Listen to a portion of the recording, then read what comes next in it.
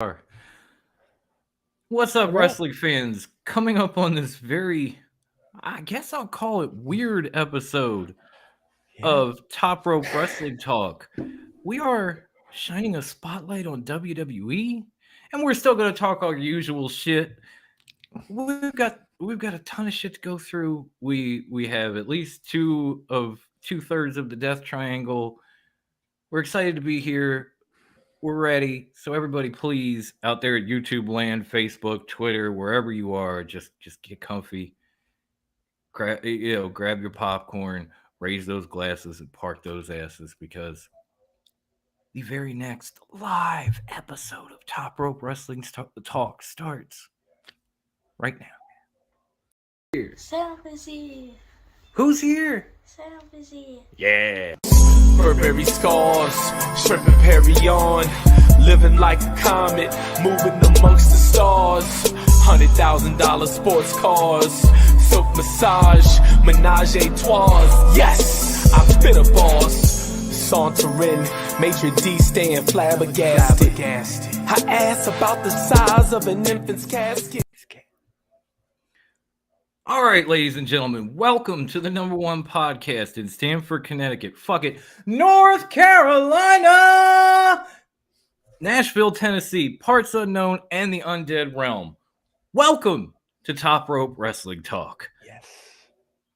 And if you don't know me by now, I doubt you'll ever know me, but I'm going to tell you anyway. I am the producer, the soundboard, by God extraordinaire, the jack of all trades, the master of absolutely none, the man that switched hands in the middle of doing the absolutely none thing because he was going to hit his microphone. Your friendly neighborhood psycho, the one and only D.O.L.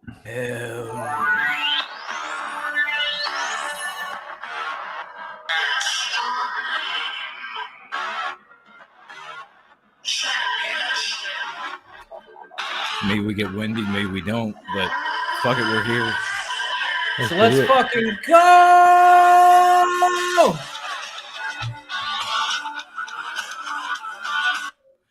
All right, and of course, an episode never feels complete without the founder of Top Rope Wrestling Talk.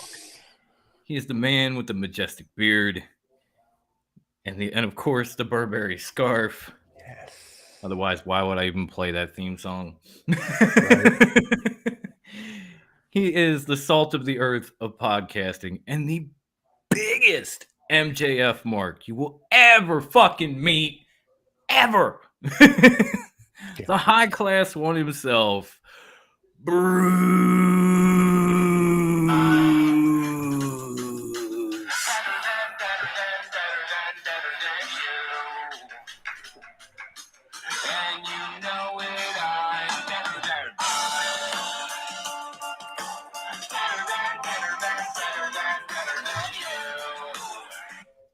Yes, I am.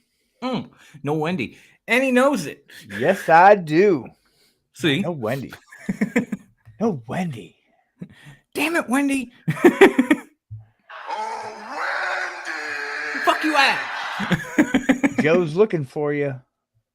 He ain't the only one. So, man. A lot happened. Actually, a lot happened this week in the world of wrestling. It really did. It happened in the week of wrestling, in real life, all over the fucking place, guys. Yeah. That's one of the reasons we're here on a Saturday. Yeah, right. That's why we're here on a Saturday. I actually had no idea.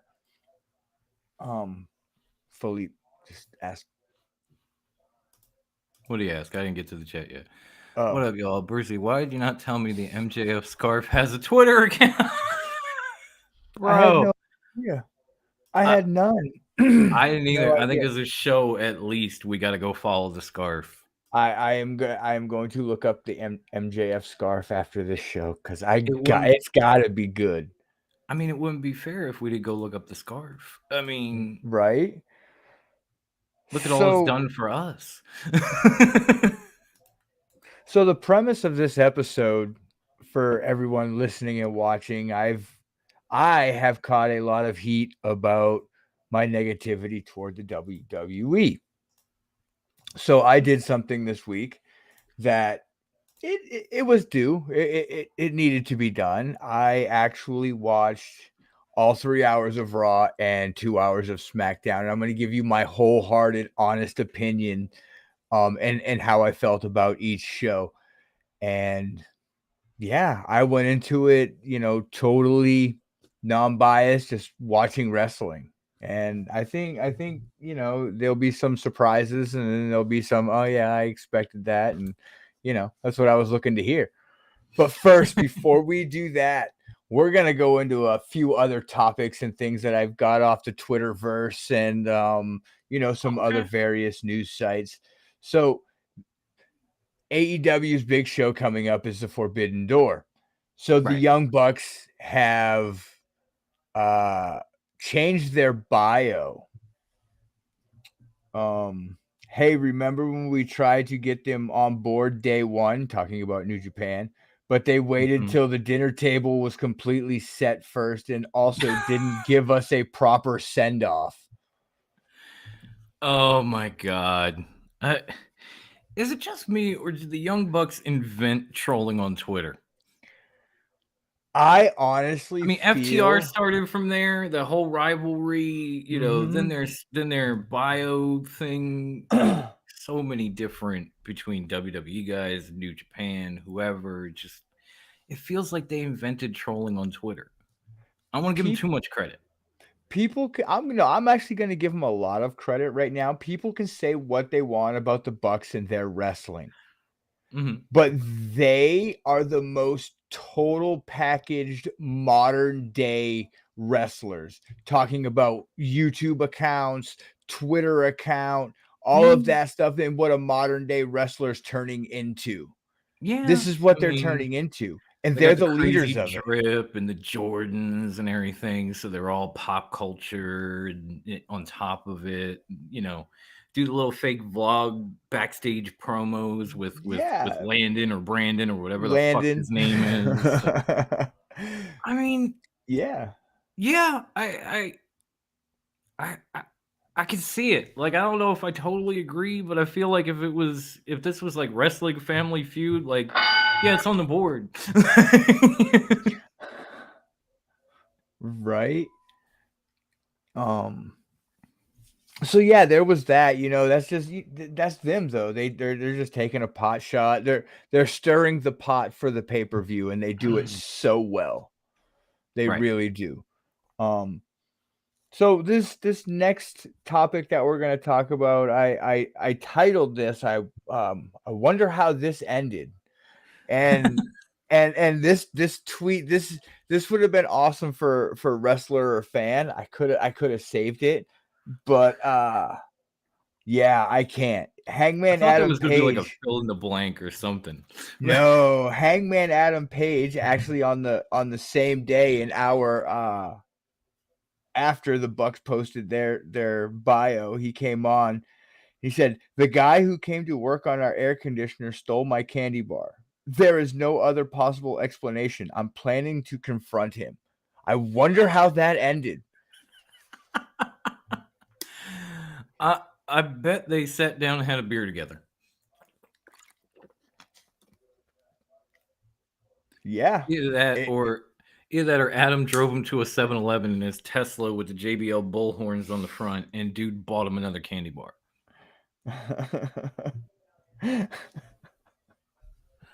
Yeah, I don't know, but it'd be interesting to see. Some of the shit like that you don't catch on Twitter from these guys, like that from Hangman, like a lot of people only look for his wrestling centered stuff, but that was actually pretty fucking good. That was some good content. Oh, absolutely.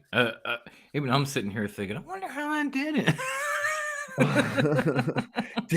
Did he confront the air conditioning guy, or did he just let it go? Did he just let it slide? Maybe go buy another candy bar from the vending machine? Like, how did that work exactly? Like what happened?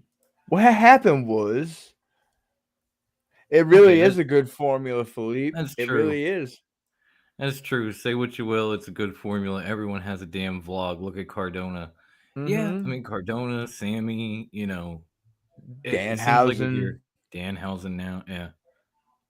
Yeah. It's modern day wrestling, and that's what the it's evolving into on in the, I guess, big leagues, or if you want to hit you know higher up, it's a better way to be seen.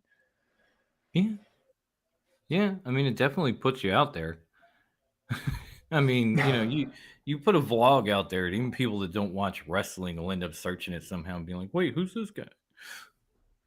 Oh, I like that Matt Cardona. He's funny." Yeah, like I mean, the vlogs help me realize, know about Danhausen. Like I said in group, like I didn't know who the hell he was when he showed up in AEW. I'm not Yeah. afraid to admit it. I'd seen like a picture of him for ROH, and I was like, yeah, okay, you Yeah. know. I had to go I check him out. mean, I saw a couple of his matches, and he's solid in the it's ring. like He it's really like is. Twitch. It's like Twitch. You get these wrestlers like Adam Cole that go on in game, and there are people who are into games that are like, "Wait, what do you do again? You're Yeah. cool." And it's like, I'm Adam Cole. You know? Yeah, and they're like, "Who?" They're like, I don't think I've ever heard of you. Shall I Google you? Yeah, please do. Yes, please do. Next thing you know, maybe you get another wrestling fan or another Yeah. viewer of NXT or AEW or whatever the case may be. So it's a way to get yourself out there outside of wrestling. Mhm. So that maybe when all this shit, your body breaks down or you get too old or you just don't want to do it anymore, you have something else to do. I mean, not Yeah. everybody wants to end up like Jake the Snake, so to speak. Being that old and No. that gray, just No. stumbling out with a coal in your mouth and the murder hawk in front of you. I mean, granted, Jake could have ended up worse. I'm not saying that. I'm proud of the man. He was to say he was an addict is like saying I'm a psycho. Yeah, but it's an Dude, understatement. yeah, his addiction was, wow. Yeah, It was yeah. bad. Like he was dedicated to that addiction, and then he Like broke it. So like, when they congratulations.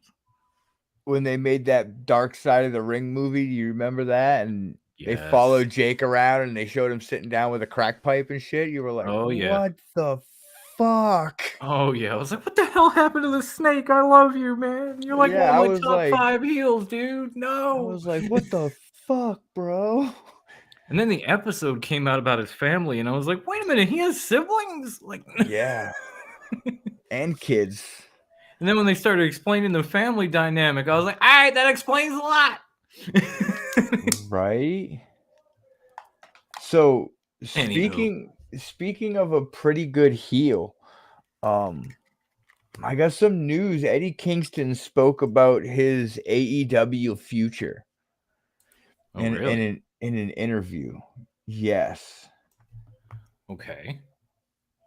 And But he go on. the way the interview set up, like I think the guy that was interviewing him was in the middle of asking him the question of what his future is with AEW, and he goes and he just kind of cuts him off, is the way I take it. And he's like, "Yeah, I can just answer that now."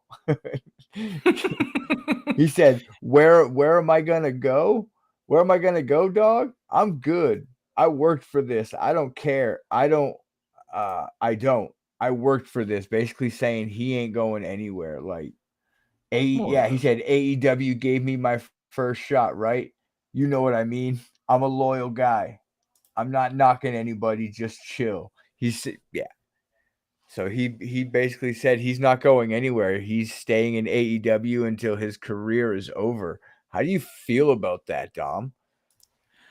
I mean, it makes total sense because at this point, even as deep into his career as he's been, WWE has never even sniffed in his direction. And Eddie has been every fucking where else. You know what I mean? Like Mhm.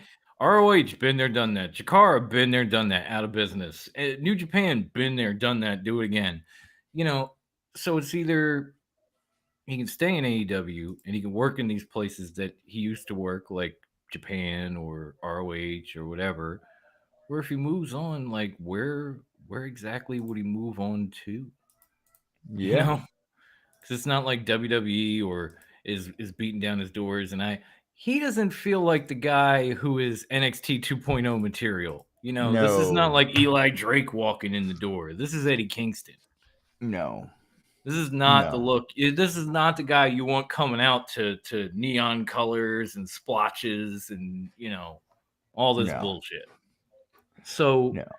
it doesn't surprise me that he would want to stay in AEW because he can still work for any of the promotions he's already worked for, and this is the ceiling for the guy. You know what I mean? Yeah. Like Yeah. there's no higher up than this. If anything, you're gonna fall. And I don't want to see Yeah. that happen. I'm just Yeah. saying, The if only you thing look the at it, only thing that comes after this is either no more wrestling or you're working backstage.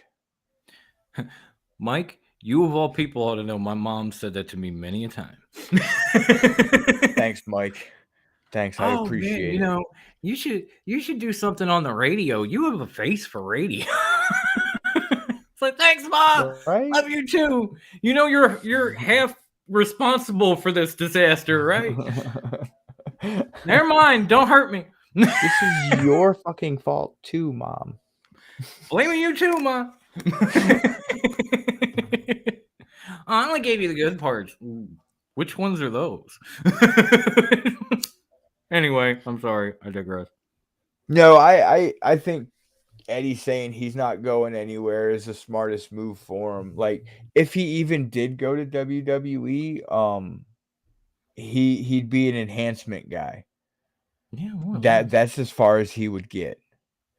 I don't, and that's just me being fair. Like, I don't see him getting a fair shot in WWE. He's not no, that's in the fair. greatest shape. He's working on it, but at the same time, like, he's an independent guy. He's an AEW style guy. Like, that's Yeah, where he's comfortable, where when he we're can be talking, himself. Eddie Kingston is not exactly green. So I'm sure WWE knew he was out there. They've heard of him. They Mm-hmm. might have checked some tapes, done whatever. And, during the course of his career, I'm sure the answer was, yeah, no. Yeah. But what I do agree with is Mike. Yes, my mother was a saint, and it's hard for me to blame her. So I might take it back. But scientifically, I'm no geneticist or anything, but I don't even know if I said that right. Wow. So Kenny Omega's been pretty active on Twitter lately, which is kind of great Yeah, because it gives me hope that he'll be back for the Forbidden Door show. I really hope so. So this dude posted on Twitter and he tagged Kenny in it. He said it's gonna be great when Kenny Omega X misses half a year and still wins Wrestler of the Year. And oh, dude, wait for Kenny's comeback. Kenny comes back and says the bar is shockingly low in 2022. I Oh could my show up. god! I could show up in December and still win via landslide. Wow. Okay, Kenny. I like the confidence. I could not disagree more, but I love the confidence. The heel heat is high with this man. I I mean, am not Jesus. gonna lie. You're looking around 2022, you're thinking of everything like Seth Rollins has done, or Bryan Danielson, or whoever. The list goes on and on and on and on and on. And Kenny's like, the bar is low. That's swag, homie. In the least, I don't even think you believe that. Nonsense. Yeah, I'm calling bullshit on that one myself. Me, I'm gonna look at this tweet at, like, not in someone that's trying to give their opinion Are you gonna take it for face value, basically? on it. No, I'm not. I'm actually taking these recent tweets that Kenny's been sending out, as he's just kind of getting himself back out there because he's going to be coming back sooner than everyone is expecting, By God, and Brizzy, I hope you're right. he's just trying to make his presence known and let people know that, hey, I'm still here and I'm coming back. That's Yeah. what I hope. No, me too. And if he does come back, I hope it's a surprise. Tony, please stay Don't say off a social fucking media. word. Don't say you got some big fucking announcement 2 nights before the show or the dynamite before, whatever the fuck. Don't do that. Just please let it happen. Please. Yeah, I feel like we're taking breaks for Wendy and she's not even here. we are. We're We're like so we're used to like that. pausing because this is like Wendy's moment to be This is talking. when Wendy jumps in and says something, like that whole ass tweet, like something like that. But so we're waiting, but no. It's like, yeah, no, it's not happening. God damn it. Oh, wait a minute. Wendy said no. Wait. Oh no, that's not Wendy. Never mind. Oh, oh, That was Mike oh. saying, "I'm trying to show up. I'm stuck at Chick-fil-A," and now he's here. Did you get any Chick-fil-A for me, homie? I love that shit. Yeah, what the fuck, bro? I So, could use some lemonade. I haven't had heartburn in a while. so the Hoff asked a question Peter. in our group chat. And I guess let's talk a little bit about this because it's actually kind of interesting. It was a great question. There's Um, so many ways to break it down. When I read it, I was like, I can't just like type a response to this. It's going to be 3 screens tall, even if you have a laptop. yeah, right. So yeah, please let's do this shit. Yeah, she, Uh-oh. I thought you were at it. Okay, I'm not at it. This what? one we need. This one we need to talk before the show. Why you got it? No, I'm looking for it. No, I have it right in front of me. I'm just trying Oh, to get to oh. the point. He's basically saying he saw something that he had seen on a post saying we didn't need Impact Wrestling anymore, and he basically said we do. We do, Oh, and his main point was that not everyone can go to WWE or AEW. So that brings me to a question. If it wasn't for Impact, do you think wrestlers like Moose would have made it elsewhere?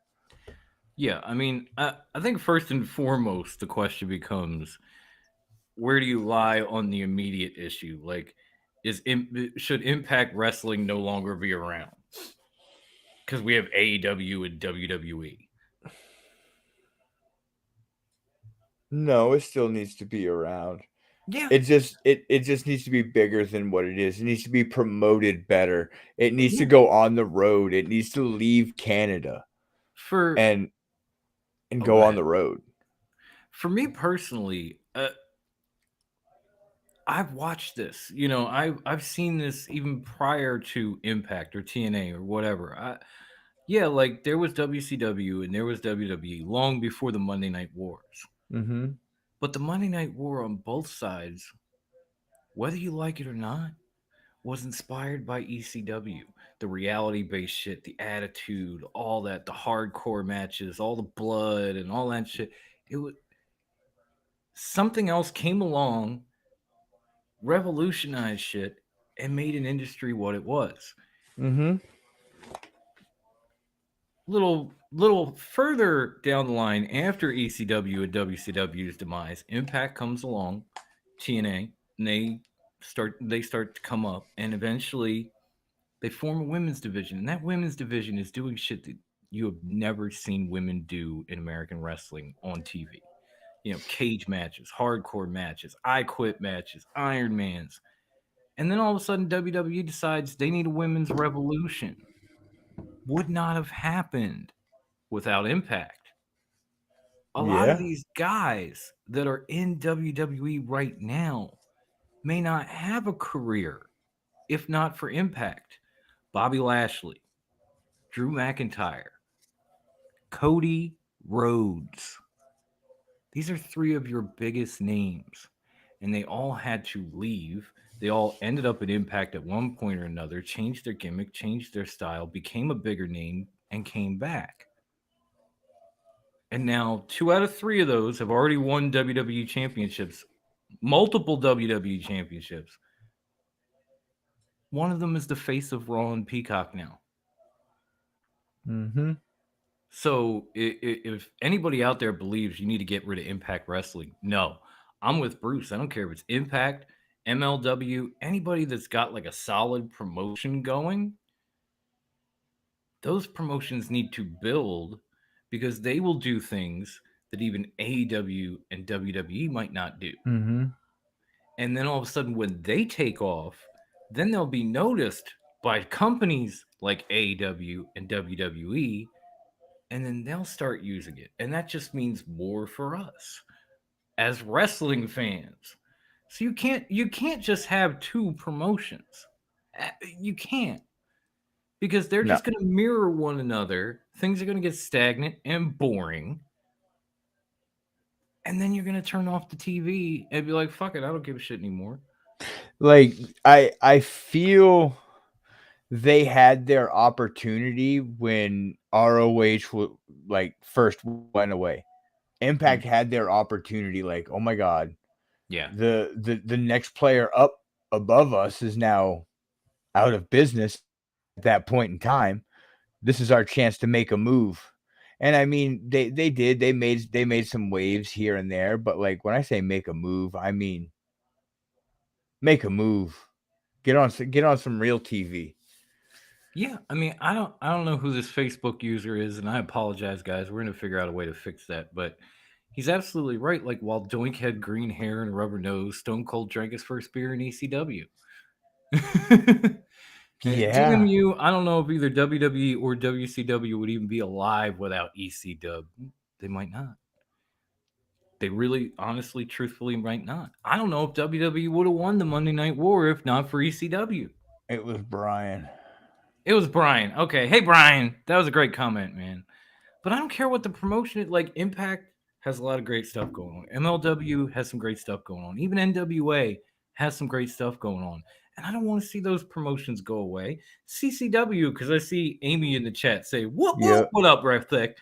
They have some good shit going on. I don't want to see these promotions go away. I want to see them come up because they are going to give Right. you talent. They are going to give you styles. They are going to give you concepts that you will not see unless you watch them. And then eventually that will transition over to the higher levels of wrestling promotions and things will stay interesting. So I never Yeah. want to see a promotion leave. That's first and foremost. And then the second question was about Moose.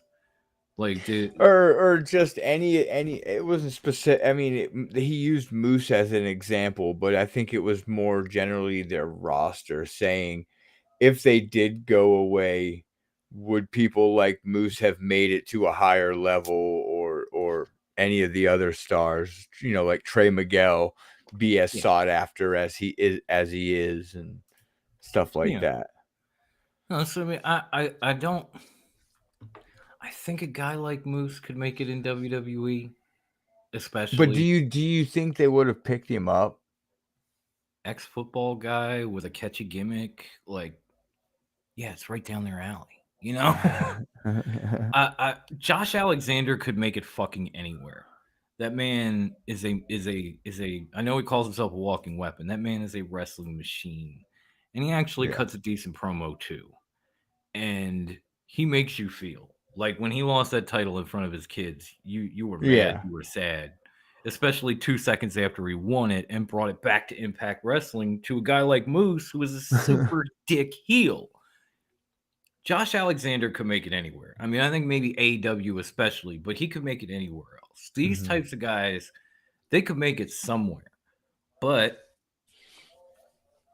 they are also the type of guys that make Impact or their promotions what they are. And you don't want those promotions to die out. You want them to get bigger and you want these names to come up with them. Kind of like how Yeah. with MLW, when it started to come up, guys like Hammerstone and MJF and everything else became Yep. bigger names. Yep. And now they're out there everywhere doing shows. Last I saw, Hammerstone was holding like 8 world championships that we all know about MJF. So that's more what you want to see from the wrestling business than just, oh, let's get rid of everything else and watch WWE and AEW, because then it's just Then we're getting a Monday Night War again, and nobody's there like ECW to inspire it. So it's just the Yeah. same crap each week. Yeah. And Mike, I believe ROH is heading in that direction. I mean, Tony purchased it not 2 months ago. He had a tremendous pay per view. He's putting their guys. He's putting their roster, what they have of it, on TV every week. Joe looks fucking phenomenal, like shape wise for him, in Yeah. ring promos. Like this is the Joe I always remembered from back in the ROH days, all the way up. You know, Jay Lethal is a big deal. I know people were saying like they need to do something with Jay. They are. You know, they're having the unification match with Deonna Purrazzo. And What is it Mercedes next? Martinez. What is it next week on Dynamite? So like Yeah. they're using I what think they it's the main have. event. I think it is. They're using what they have right now, and then Tony's trying to work out a deal to either get ROH on the network or get both his promotions someplace like we talked about, like HBO Max or some kind of Yep. streaming service where just like everybody else, you can sign up, you can pay, you can watch the pay-per-views and all the weekly TVs and all that in one spot. Oh, he owns Honor Club. Mm-hmm. So I mean, he could make that like there's he's got his I don't know what do you platform right call it, there. like your honorable elite club, you know, like or the all honor club. I don't know. I don't know. Those are both kind of whack, and I'm on the spot, and I'm sorry, but he could always change it and just put all the content from both promotions there and tweak it and turn it into something like WWE Network used to be, where you could go to Mm-hmm. the vault, watch all the ROH Yeah. shows, you catch the live shit, you know, go back and watch Raw or, you know, go back and watch like Dynamite or the I ROH after would. the fact. You know, I'd be down for that. I would. Oh, you got a Jay Hell. Lethal autograph. Hell yeah. That's Jersey's finest. Anyway, it was a great question from Peter, but overall, I don't want to ever see, unless they're absolutely fucking up. And Impact was, and then they kind of built themselves back up. And I'm hoping they kind of break through and get to that, you know, network TV level that they were before everything happened. I don't want to see them go away. I don't want to see anybody go Yeah. away. No, they just need to be out there more. They need to be on the road. Like, I mean, the company that played was it not Sinclair? Who owns them? Anthem. Anthem should have enough money to send them on the road. They do. Go on the road like They've started to AEW move them a does. little bit here and there. Like they've Yeah, had some but just around shows here and Canada. They there. don't Like come to the States no, anymore. they had a pay per view at Vegas, and then they were Oh, in they did? Texas for WrestleMania weekend, and you know they did an Okay. Impact show down there. So they've started to travel a little Okay. bit. They're just still a little bit cautious with it for the talent's sake, and you know that's what. Because even when you look at AEW, like they do travel, but they go to the same places a lot. Like they're in Philly a lot, like they were last week, or they're back in Chicago, like they're going to be for Forbidden Door. Or they're Yeah. down in Texas for the second time in 3 weeks. You know, there's only so many places that any promotion outside of WWE really goes. Because I know WWE just went back and had a show in where was Peter saying? Newcastle in Tyne, the home of the bastard, and he got to go. So it was like WWE's back to being everywhere. But these other promotions, they kind of just say we're going to go to this state and that state and the other, and then we're coming back home. Then with this state, that state, coming back home. Yeah. Yeah, I mean, I don't know.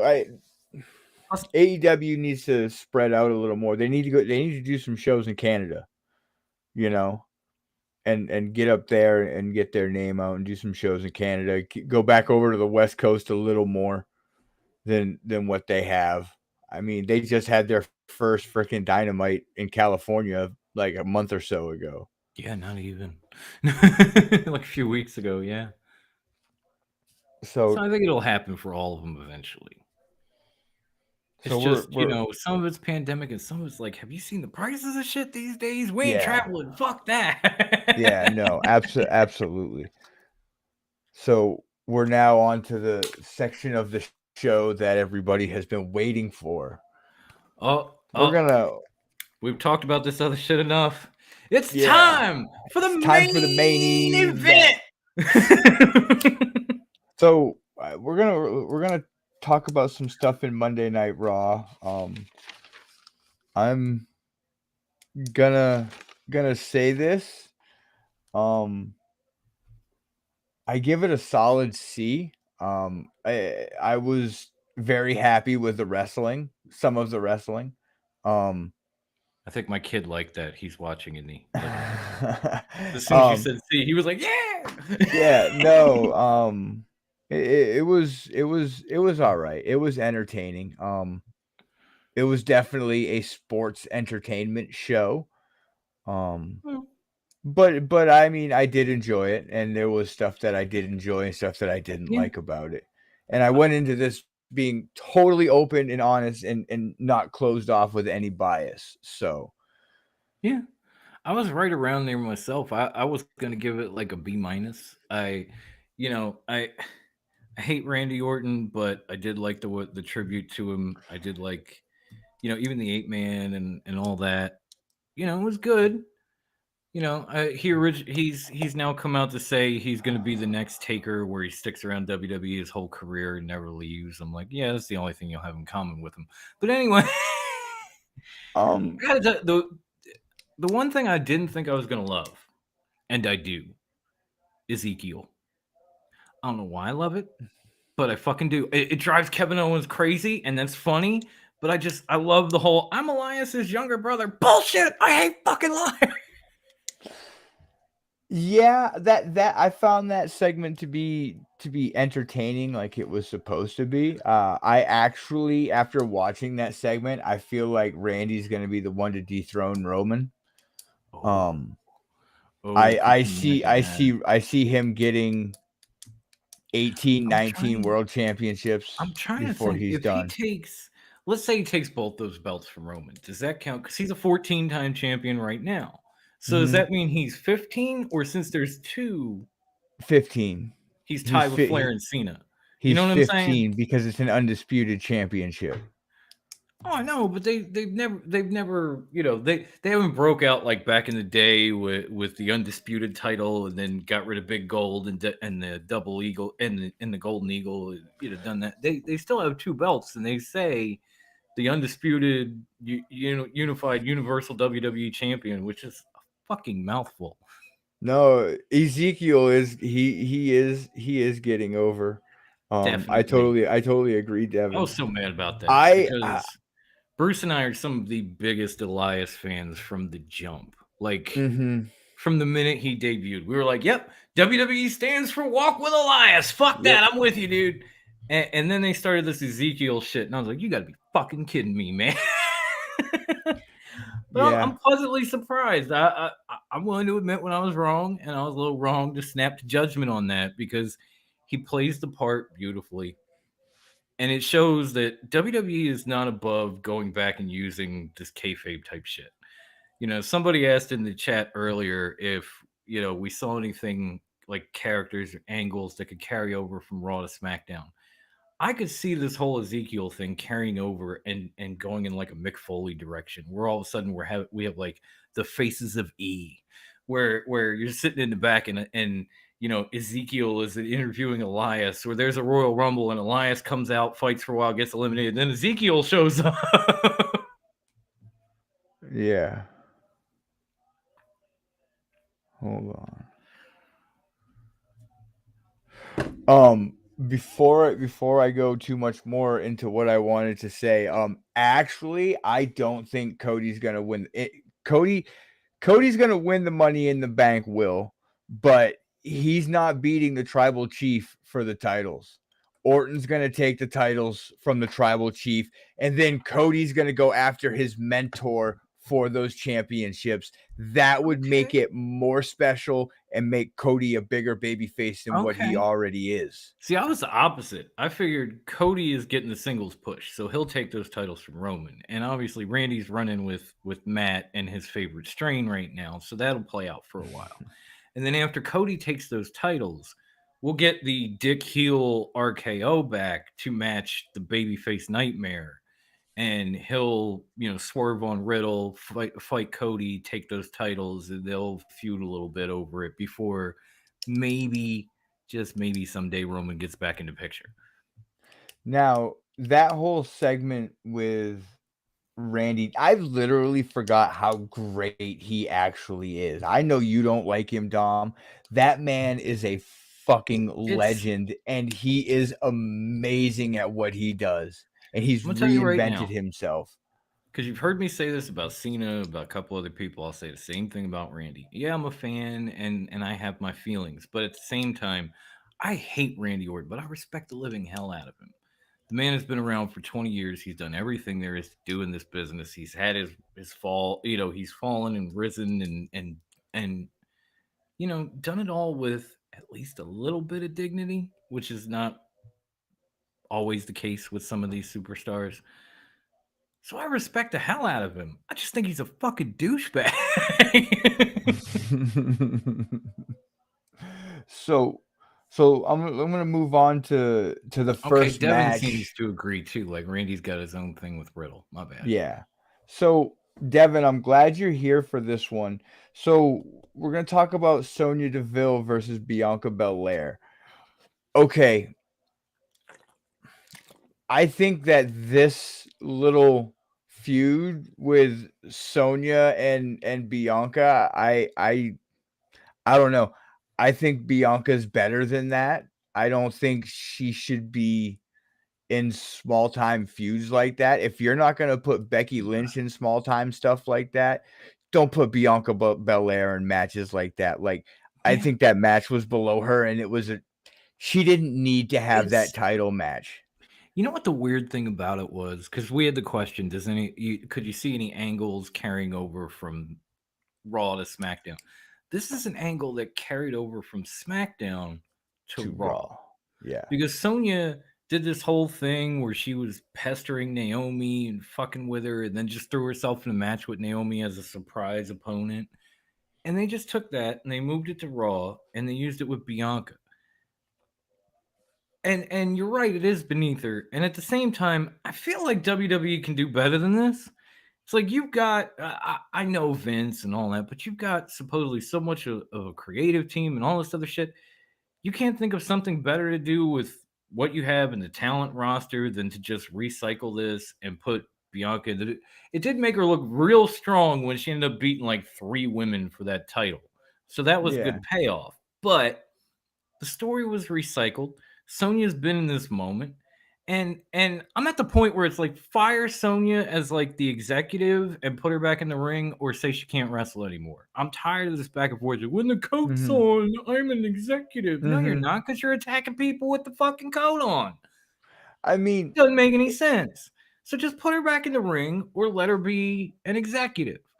As far as Bianca goes, like there were already reports, because we've kind of missed some stuff with personal issues and hosts not being able to show and all this, but there's been stuff about them not knowing what to do with Alexa Bliss, and she's getting mad because she's not being used. mhm. Did you see the way her and Bianca fought in that elimination chamber? They stole that match in the 5 or so minutes that they were squared off. Put her in the ring. Give Yeah. her a shot at Bianca. She had a great match at the Chamber. She's done nothing since, but she is a how many time WWE Women's Champion, a tag champ, a future Hall of Famer, as far as I'm concerned. Put her in a I feud mean, with Bianca, and then bring Asuka back for Becky, or bring Asuka back for Bianca.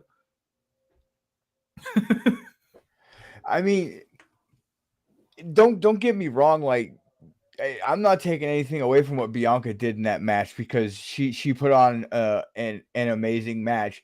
And Devin, I think Sonya should stay an authority figure. Man, I'm just asking, pick one, please. Yeah, yeah. I think she should be an authority figure, like I don't know, I guess the in-ring slash general manager thing's been done so many times. I think it needs to be done again, though, because I'm so tired of like her and Pierce coming down the ramp and they're both echoing each other like "whoa, whoa." I'm like, Yeah, they okay, need to have one you for go to one show Raw, and one. you go to Yes. SmackDown, and that's that. like Sonya's on Raw, Pierce is on SmackDown. Go. Yeah. Yeah. So following up that match with Bianca Belair's win over 3 women, fucking Sonya slapped the taste out of Carmella's mouth like you wouldn't believe. They cut to Corey Graves and the motherfucker was speechless. The dude was he was he didn't know what to say. Like I was taken back. Like God damn, that was stiff. Wow. Yeah. Like No, she that was a barely stiff-ass slap. hit Selena, and then she fucking wham and just cold cocked fucking Carmella like she she came back stole so her chocolate far. milk. Yeah, she came back so far to slap Carmella. I thought she was gonna fuck up a rotator cuff just coming back. Why? Right? Oh damn. She really don't like Carmella because Zelina got away easy compared. So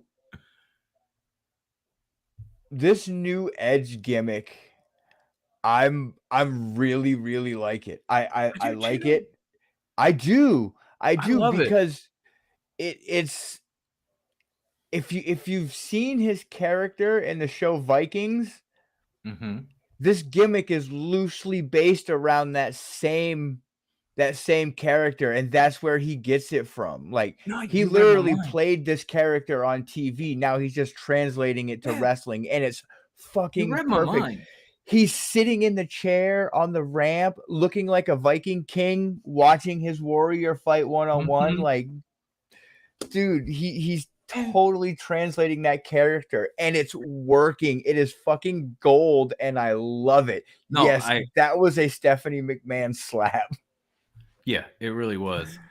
I completely agree, and I'm gonna go another step further. You know, like it was so great to see Edge come back, but it was so weird to see him as a fucking face. I know he can be.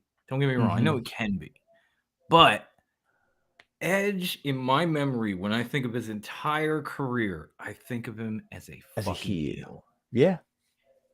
I'm not saying he All can't be a his baby all face. his But all good this years. stuff about I've got grit and all this shit. I was like, man, that's not Edge. Because even when he was a baby face, no pun intended, there was a little bit of an edge to it. You know, Yeah.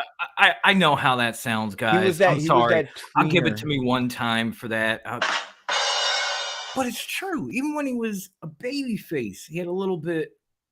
He was more of a tweener than a baby Yep. face. Yep. You know what I mean? Like he did some dirty shit. You know, it was a lot like Eddie. He would lie, he would cheat, he would whatever.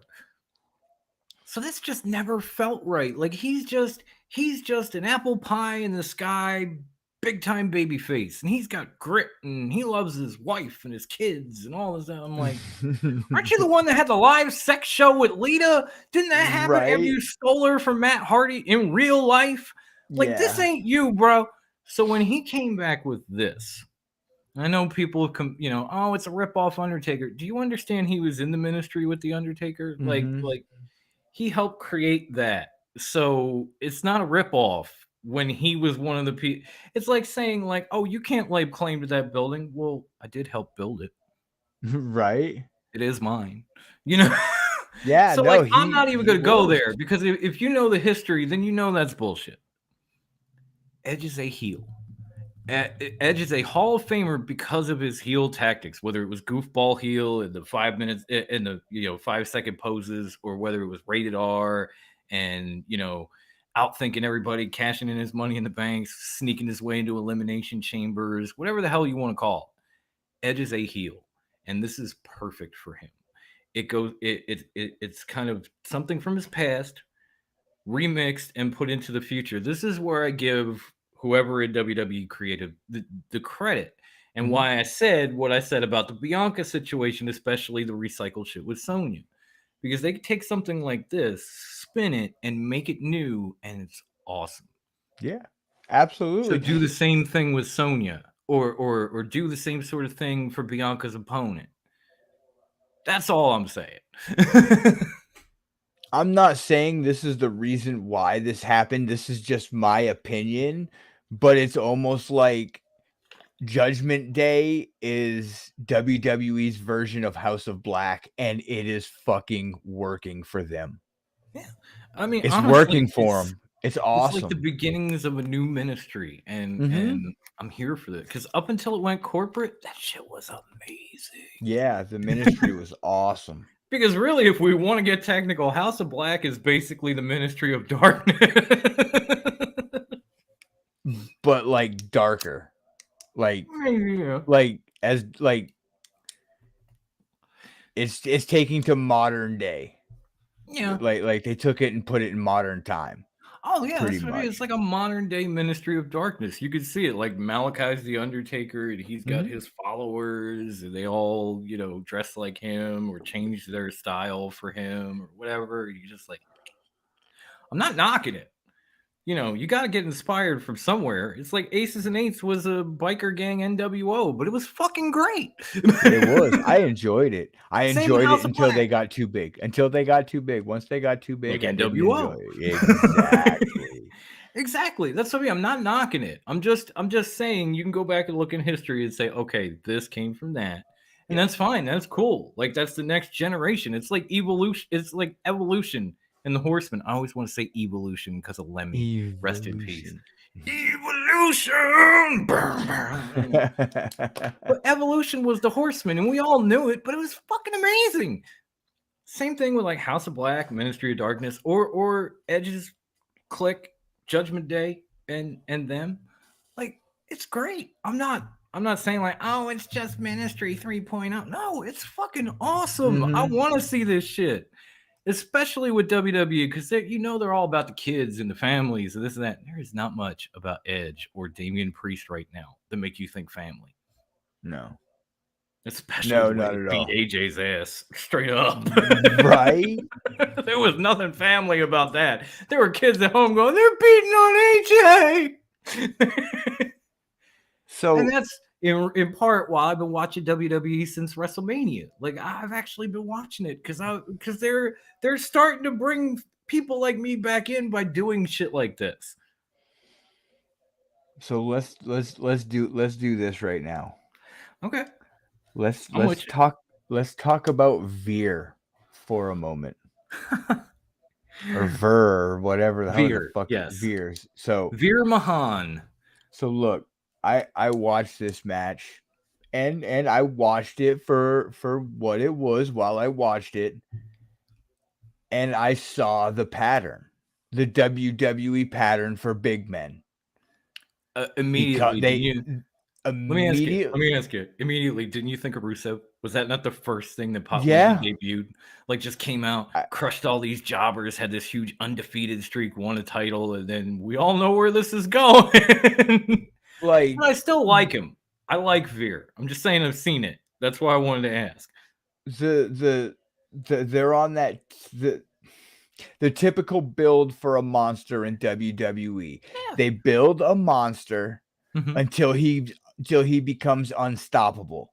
They do the Goldberg effect, basically. And then they realize, oh shit, what are we gonna do with this guy? Because now he's literally we made him the strongest person in our multiverse, if you want to say. Yeah. We need to knock him down a peg. They're doing this with Veer. They did it with Rusev.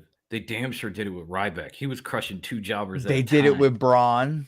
It's always that Goldberg effect where they come in and they're a monster and they're unstoppable and they're undefeated, and then they finally lose. And just like Goldberg, they're like, well, what do we do now? What do we do now?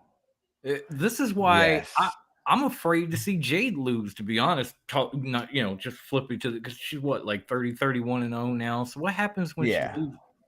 Does she just disappear like these guys do, or is she able to reestablish herself? Because it seems like once you do that push and the push is over, there's nowhere to go from there. We've seen it time and time again. Yeah. Yeah, that's just going to be a road that we have to cross when it happens. And I kind of like Veer. Don't get me wrong. This is not like, oh, we're just going to put Jinder Mahal up the card one day because we want to get the Indian market. This dude, he plays a good monster. Like he's scary looking. He's got the look for the market you want to bring in, and he definitely knows how to make somebody look like they're legit hurt. Okay. Like everybody that fights him leaves on a fucking stretcher. Even Yeah. Dom Mysterio. Yeah. I mean, I haven't seen him enough. I honestly have. Are you saying I need to follow Vera on Twitter, Devin? Because I do not. Veer is a player. Yeah, I'm just Oh afraid, God, could you like we imagine they said, go back Devin. to that? They make him the Yeah. next great Khali, where he's now the Punjabi player. Oh no, no. Unless you want to have like a Punjabi Godfather, that would be dope. They'll never do it, but it would be dope. But So apparently, I need to follow Vera on Twitter. Who knew? So this next segment, I didn't care for. This is one of the points of the show where I was like, "Are you fucking kidding me?" I thought I was watching Triple H and Scott Steiner in like In like 2001. 2001. In like 2001 on Monday Yeah. Night Raw, doing an arm wrestling match. Oh, Bobby and Omos. I don't know. Omos. I that was one of those segments I feel like wasn't needed. Punjabi saxophone player. Jesus fuck, Marty. Fucking A. They could have just had Omos attack Bobby in the back and it would have been just the same. This is And another one of those angles they pull all the time when you got two big guys. Like put them in an arm wrestling match, and the heel is going to strike, and the heel is going to attack him, lay him out. You know, they've done it with Mark Henry when he was the Hall of Pain. You know, the Hall of Pain heel. yeah, They did it with Braun. You know, they have their staples, and I get it, but it was just I'm with you. It was like this is completely unnecessary. it Like, we've was. already saw MVP do the swerve. We know Omos is going to fight him. Why not just jump him while he has an interview or something? You got to go through all this shit. Yeah, they could have had he could have had Omos jump him in a backstage segment that could have been 2 minutes, 3 minutes, and you could have had another match. Yeah, you know. yeah. I mean, That's another wrestling match right there. But I laugh when MVP says every time MVP says like, "Oh, you left me. Now where do you think you're gonna go without me?" Well, the last time he left you was Impact, and then he went to WWE. Well, yeah, he went somewhere. So, all I'm really gonna say about the 24/7 title is R-Truth is fucking gold, and he is a gift we do not deserve. You're absolutely right. I love that man. The ceremony they had the week before where they were changing couples and the brides got together, I was like, stupid. "Oh, this shit is crazy." Like, I don't know if I like it or not, but it's crazy. I'm actually enjoying it. And then the couples R-Truth held that whole segment together. But Truth being a part of it just makes it, especially in this segment where he just, pulls the referee shirt out, rolls Dana up, and starts counting her. And she's backing up the ramp going, "I trusted you." It's like, that's how it works. So we had two returns and a debut this past Monday. That was pretty amazing. And I was actually pretty stoked for him. Asuka's back, and I can't wait to finally get this Asuka Becky match that we were supposed to get before Rollins decided to make a baby. Yes. This is going to be amazing. Coming, y'all. This is like 600-700 days in the making, and I am so excited. You know I love Asuka. You know I do. And I'm actually looking forward to that match, and then I'm also looking forward to Bianca Belair versus Asuka for the Raw Women's title. That is going to be an out of the world amazing match. It really is. Oh yeah, Becky and Asuka at any point. I mean, we've seen it before, but like that's one of those matches where it's like, yeah, if this is gonna happen, I'm watching again. Yes, I will watch that match happen. We bring up New Day Usos. It's like if they're doing it, I'm watching it. Becky and Asuka, same fucking thing. It's just like I'll watch pretty much any Becky Charlotte match too, because those two have wrestled so much together that they put on amazing matches. True. You know, I hate Flair with every fiber of my being, but her and Becky are gold in a wrestling ring together.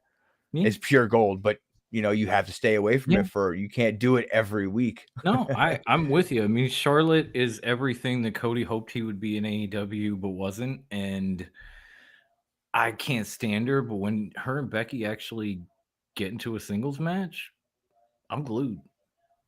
So So, so that happens. We get to return. Devin, I really hope you're still listening right now. I do too. Do you think we're getting a heel turn from the Profits? They had that match with RK Bro, and then they played the Usos music and got the win. Yeah. That is very heelish to me, and I think that would be amazing for the Street Profits right now. It is so building, and I'm trying to save some of this for when we get to SmackDown, because we had some changes in the title picture. Yeah, I know. We'll get there. But the Profits have been more and more heel since probably a month or so before WrestleMania, all the way up and past.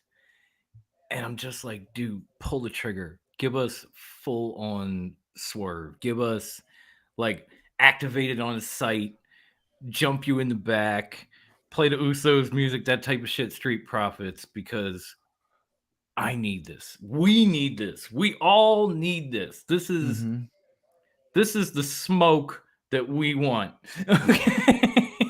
Yes. Yeah, Devin's saying they keep teasing it, but they need to. They really do. It needs to be. I don't know. It needs to be Devin, you think I hate WWE? I'm watching this shit. Like I could never. There may be some things I don't agree with, and that could be said at any promotion. But I do not hate WWE. I just wanted to keep my interest. That's the end of that. So after we get the little montage from the Profits, we get Damian Priest versus Finn Balor. So 2 things have come out of this match for me. Okay. Look, the match was good. It was solid. Oh yeah. I enjoyed it. One, I just realized I'm not a fan of Damian Priest, and I didn't like him in ROH as Punishment Martinez either. I'm not a fan. Okay. And 2, I feel like Balor's just there running out his contract. That match, like I don't know. It just seemed like he was going through the motions. I think he's just trying to run out his contract so he can leave and go back to Japan. Yeah, leave and go somewhere. I mean, it doesn't seem like there's a bright future ahead for the Prince in WWE. And I feel that is wrong. I do too, but like they've already seemed to have made their mind. They made their mind up at that Extreme Rules show when he was the Demon and the top rope just randomly broke, and they to this day never explained how the top rope broke. Never. Yeah. They just moved along and they moved him down the card, and so I think that pretty much sealed his fate. If they turned that into a story where they showed like the guy that did it and they went back and forth, then maybe it would have said like, oh, there's still something there for him, but there's not. And unlike you, I actually did like Punishment Martinez. I was never a big fan of Damian Priest and fiery archery and crap.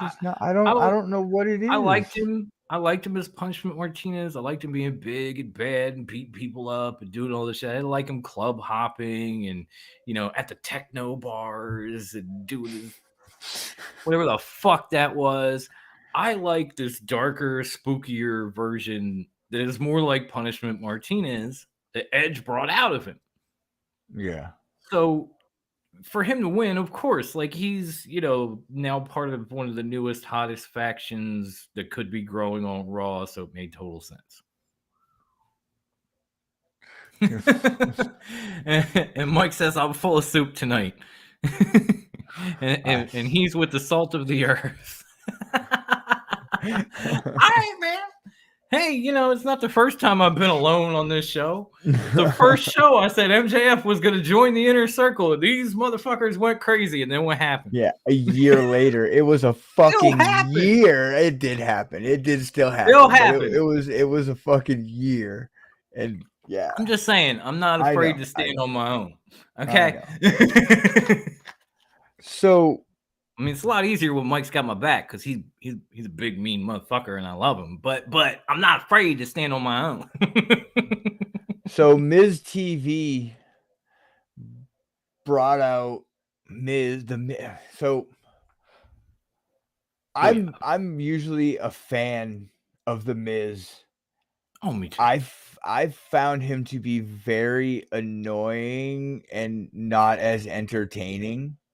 Yeah, he's This always past annoying, Monday, but but he's no, usually not like that. entertaining. He wasn't that cool annoying that I don't know. Maybe it's because I haven't watched in such a long time, but I feel like he's lost a step. I really do. I feel like he joined the dad club and his cool points came down. So now he can be like an annoying heel, but he can't be the annoying cool heel before the baby. Like I was a lot cooler before the baby too. A lot of us were. It just happens, y'all. I'm not blaming Miz for this. It happened to me. It happened to a lot of parents out there. Like you just lose them cool points because you ain't got time to be cool. You got to get these kids to school and shit. Yeah. The other thing that I noticed is Austin Theory can't act for shit, and they need to put him in promo school ASAP. Wasn't he already though? Like, isn't this after he worked? Because if you want to get technical, he's a call up, and he was down there at the PC, and they have the promo school. So like, this is after they worked with this motherfucker. Yeah. Kid can wrestle. I'll give him that. That kid can wrestle. He can go. I always knew he could wrestle from Evolve. Like, yeah. I was a fan of his back then. And I'm not the biggest fan anymore, but he's definitely he definitely can wrestle. Yeah. But we get the return of none other than Mustafa Ali. Right? Who saw that one coming? Nobody did, and that's what made it so great. And here's the thing. This is my opinion and my speculation only. This isn't honest to God, hard truth facts. I called my guy. I honestly think he had so much time left on his contract and he just wanted to wrestle. Okay. Fair enough. It was almost like he had like a 5-year contract and he had like 4 more years to go on his contract and he didn't want to sit home for 4 years and not be able to wrestle. And WWE called him and was like, "Hey, we got something for you. We got something for you if you want it." So this is basically WWE's way of trying to keep Mustafa Ali under contract and make him happy. He's probably going to get a pretty good push. Again, remember Drew Gulak. He was getting that good push with Daniel Bryan at the time, and his contract was coming up, and he was on TV every week, and he was helping Daniel win, and he was a big deal on SmackDown, and then all of a sudden his contract was up, and he kind of left for a minute, but then decided, you know what, I got a good thing going on here. Yeah, I'll resign. And where has Drew Gulak been since? Timekeeper. He's not even chasing the 24/7 title anymore. He's not even wrestling, and he's probably one of the best pure wrestlers that WWE has. Absolutely. I mean, make him a trainer or something if you're not going to put him in ring, because that man, Jesus. But I'm just saying, they're trying to do they do that with a lot of people. Drew Gulak is the one I always go back to because he was the one just on Fox every week with Daniel Bryan and in these big stories and these big moments. And then his contract ran out and he didn't re-sign. But then a month later, he decided he was going to because he was, oh, look, I was always on TV and I was doing this. I was doing that. WWE's my dream. I'm doing what I want to do. And he signed and then he went poof. Yep. And so Gone. could they be doing the same thing with Mustafa Ali? Yeah, fuck yeah. We just talked about it during this whole review. WWE likes to recycle a lot of shit, so the Drew Gulak treatment will be used again. I think they're going to give him a good push so he stays. I think they saw all the reactions that he got on Twitter with everything that he posted and what he did and his videos of him in the ring. Yeah, Um, yeah. I I mean, I, I don't it, I don't know. I is don't it think what's up. is it far fetched to say like him and his Twitter account are kind of like comparable to like Zack Ryder getting basically fired and then doing his YouTube thing with the internet title, catching so much Yep. buzz and attention that WWE was just like, we have to do something with you. Yeah. Yeah. And look at We what can't we and look can't how it lose worked that. out for him. So, He'll be in the US title hunt. He'll stay around the US title and the Intercontinental title. He'll be a mid-card champion. Could he be a world champion? Time will in, tell. in I mean, WWE, man, I don't know. I don't think so, but only time will tell. We can't predict how his run's gonna go. He may do something I mean, completely we off may the never wall see him again, crazy. Yeah, he may wrestle a couple of weeks and then be like, you know what? Now I know why I wanted to leave. Fuck this, I'm out. Because like we had the whole thing where Ambrose returned, and then he started the stuff with the gas masks and the burnings and Mhm. all that, and you thought, oh, this guy's on TV, and then he's losing to EC3, and then they're going back and forth. All of a sudden, he's just gone, Yeah, and a month or two later, there he is on the first day at the end of the first AEW pay per view. You know, yeah, yeah, so like it could go either way at this point. It was just good to see him, yeah. because Absolutely. even Mike said he's fantastic, and I agree. I think he's great, and he also said that Miz lost it, since he started his TV show. Yeah, and Maurice was pregnant with their first child. Now they got more than one. Like it's the TV show and the dad thing. So Ms. TV prompted us to get an Mustafa Ali versus the Theory. Miz match. Oh, the Miz. That's right. I'm sorry. Yeah, I had Theory on the brain. and it was a decent match. It was a good match. I think Ali could have done more. Um, Mhm. but I don't know. I don't know. It was okay.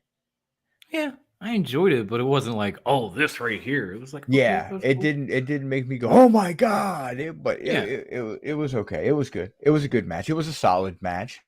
Um, then the match ends and it happens. It fucking happens.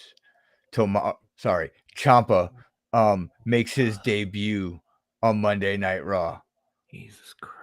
and takes out Ali, which I thought was amazing. Which was cool. Which was very cool. Okay. I'm just all this one name crap. Like, who's it ever worked for? Yeah, no. Tommaso Ciampa just needed to stay. Like that's like You got synonymous.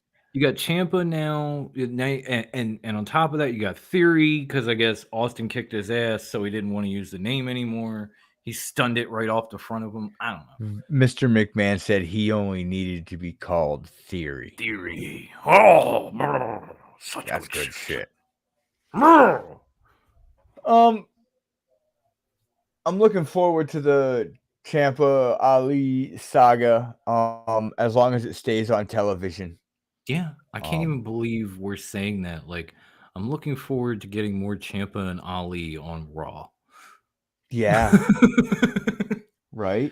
If you would have told me that last year, I'd have been like, "Get the fuck out of here!"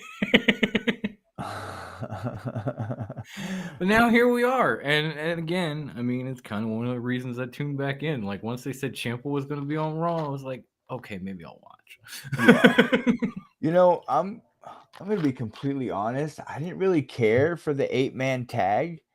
And look, it's not just because it's WWE. Like I feel the same way in AEW when they do 8 and 10 and 12-man tags. I'm It like gets a little these are chaotic, yeah. these are fucking stupid. Like It's the the only time I feel 8-man tag matches are okay is Survivor Series. Survivor And Series, that's yeah. it. That's Like the it. You don't classic need them any Survivor other Series time. elimination match, whether it's 4-on-4, 5-on-5, whatever. Like, yeah, that's cool. But then the rest of it just feels like here's your 10 pounds of shit in a 5-pound bag tag match. I don't care what Yeah. promotion's doing it.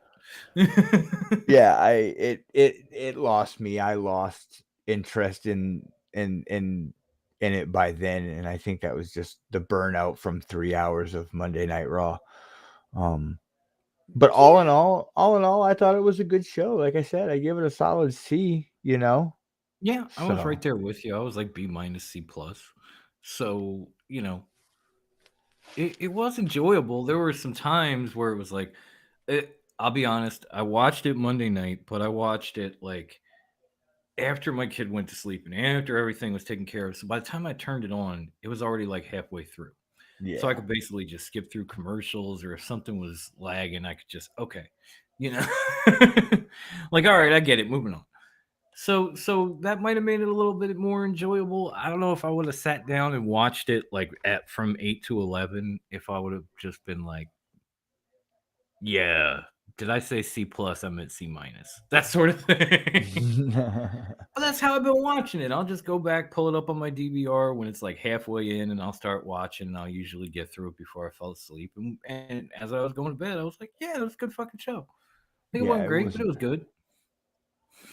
Now, Yeah, Mike's giving me all these one names, and I barely know, any I of them, see it. I'm dying. barely any of them are from the 21st century, homie. Um, Like Undertaker and Edge held on that long. so I want to say this. So we just reviewed a 3 hour wrestling show, and in those 3 hours, there was some stuff that we didn't cover on Raw. Yeah, there were a few There things. was 6 wrestling matches Yeah, in 3 hours of yeah. television.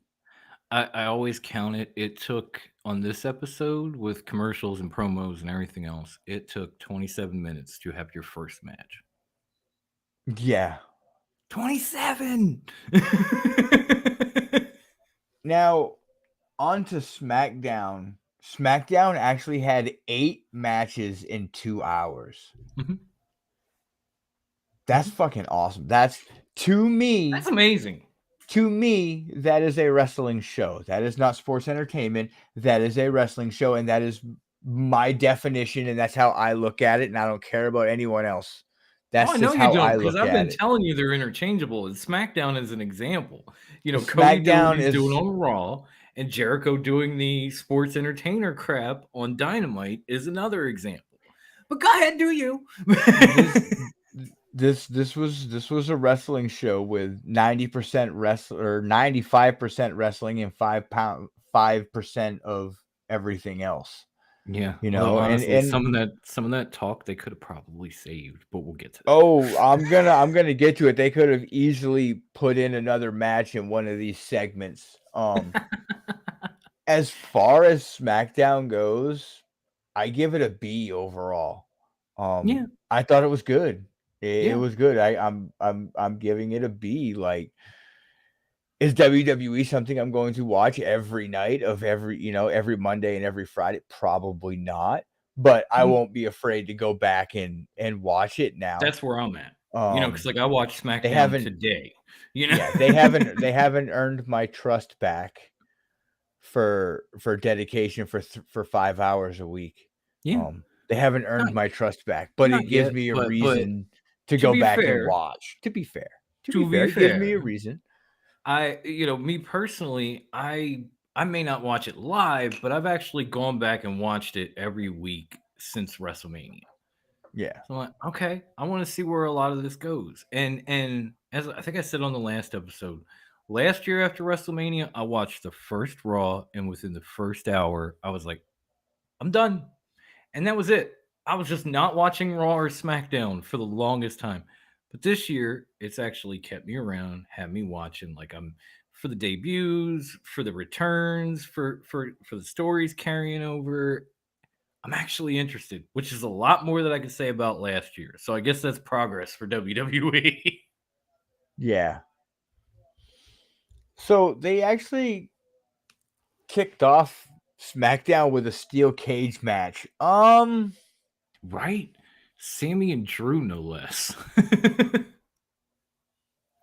It was a good match. It was a good match. I don't No, know. I I enjoyed guess it. I guess I've come accustomed to seeing moonsaults and stuff off the top of cages on a Okay. television show. And Fair enough. that's just, I guess that's just a style that I really appreciate nowadays.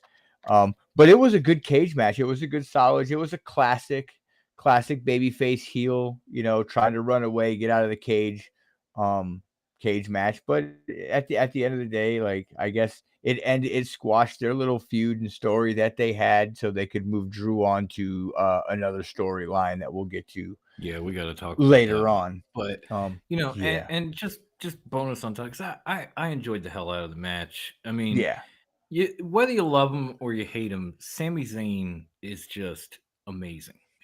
Like he can entertain you. He can wrestle circles around you. He he can do anything. He made that match with Johnny Knoxville amazing. I thought it was going to be yeah. a piss break. I could not stop watching it. And then he comes in and he has this type of match with Drew in a steel cage and pulls all his little heel tactics. So, like, you're enjoying it, you're laughing. Sami Zayn is just one of the most talented guys on the WWE roster. Is he becoming the next Drew Gulak? Not I mean not Drew Gulak, but Hawkins Oh, God, I hope not. without winning? Because I I mean, hope they'll just, you because stop and they think, would. No, stop and I think get where about you're it. coming When was from. the last match that he actually won? Yeah, beating Shinsuke for the Intercontinental title. I think that was it. Um, which was like right before WrestleMania, and he's had a lot of losses since then. But Yeah, I think if you just took Sammy and like because Sammy's we very know he's not underrated. winning. We know he's not winning. Okay. But if you just took Sammy and you made that like his gimmick going forward, like you're the guy that loses, that just kind of takes so much away from Sami Zayn because then he can't paint those pictures and tell those stories and everything. Hmm. Now he's just a guy that loses. Now he's a glorified jobber, like Kurt Hmm. Hawkins was. Had this big entrance and big promo, and then he just get his ass kicked. Sami Zayn is so much better than that, even if he Hmm. is losing. Absolutely. 'Cause there's a lot of matches that he loses, and you're like, I don't even give a fuck. You know, like that was one of them. I was like, I don't even give a fuck. I enjoyed the hell out of it. Yeah. Um, Absolutely, Mike. I actually put this in my notes right in the very beginning on this match. I said, and and I quote from my notes, "Gulak is a fucking timekeeper," was my exact words. Like, what the fuck? See what I'm saying, man? All that time on TV, and he thought, yeah, I'll resign. And now, a couple years later, So I've got a question for you that, and I kind of noticed this over watching SmackDown. Do you feel like Ronda was better in her first run with WWE than she is right now? absolutely. I feel like she was a lot better the I'm not first go saying she was round than that she is great. now. I'm not saying she was that great in the first run, but she She was was crisper in definitely the better. ring. She was She was crisper crisper in in the the ring. ring. She was, to be honest, she was better on a mic. Like Mhm. she cuts a promo and it's just, I'll be waiting for you, Charlotte. Like what the fuck? Like, what the hell It's like- happened? I mean, it's like, do you want to be back, or are you just doing this to make money because you got a family now and the movie gigs have dried up? I don't understand. Because, like, if you've already done this and you want to do it again, like, shouldn't you be better at it the second go around? But you're just Yeah. not. Like, it just, like as good as Brock is today, and I'm not, but this happened. Think about Brock's, like, part time go around. It's kind of like Ronda, because like he just show up, go through the motions, F5 somebody, win a title, walk out. Yeah, but Didn't Brock give a still fuck. puts on good matches every now and then. Every now and then, yes. But we've only had like 1, 2 Ronda matches since her return. We had the one in Saudi Yeah, Arabia, then we had the one, at at WrestleMania. WrestleMania. And neither of which were very good, you know. And her promos aren't very good, and they're even worse than they were. And you're just like, do you want to be here? Yeah, Like, that's how I look at it. Like, do you actually want to be there? Like, well, we talked about it uh-huh. a little bit off the show and off the air, and even Brian said that Ronda was better in her first run, and obviously we're with you. But I feel like Ronda wanted to come back, win the Royal Rumble, and start something with Becky Lynch again. because she Mm-hmm. was much more into that Raw promo calling her Rebecca than she was Mm-hmm. with Charlotte. And I don't from think she there, wanted to it seemed wrestle like Charlotte. the interest kind of dipped. Yeah. And the only reason she didn't get what she wanted was because she was wanted by the Fox network, and Becky is on Raw, and they're damn sure not moving her. Yeah. Especially not before WrestleMania. Because they already had the draft. There's no possible way to make it work out, to work a story, and then work it into WrestleMania. So they just switched opponents, and they figured, oh, no big deal. But that's not what Ronda wanted. Nope. And since then, her promos are lackluster. Her in ring is lackluster. She looks worse now than she did when she debuted. Yeah. And I think that's one of the reasons why. But it's like I said, like I was saying to you off air, if Fox wants somebody, WWE is going to give it to them because they Yeah. are the new shiny. You know what I'm Yes. saying? Like Fox, like they want Fox. It would not surprise me if one day Raw ends up moving to Fox, and when it does, it will get better. Because SmackDown wasn't always this good, but when it moved to Fox, it got better because Fox was saying, "We want this, we want that, we want the other." It's just like, yeah, whatever you say. But with USA, it's like, oh, you've been around forever. You know we can leave you. We've done it. We've done it before with TNN. So they just give USA whatever the fuck they feel like giving them. But with Fox, it's like, oh, anything you say. Right. And I think part of it has kind of taken the wind out of Ronda's sails, so to speak. Mm-hmm. So moving on down the line on this episode of SmackDown, this segment of Happy Talk didn't need to happen. That was a waste of another match right there. That was waste of time they could have given Shayna Baszler and Naomi.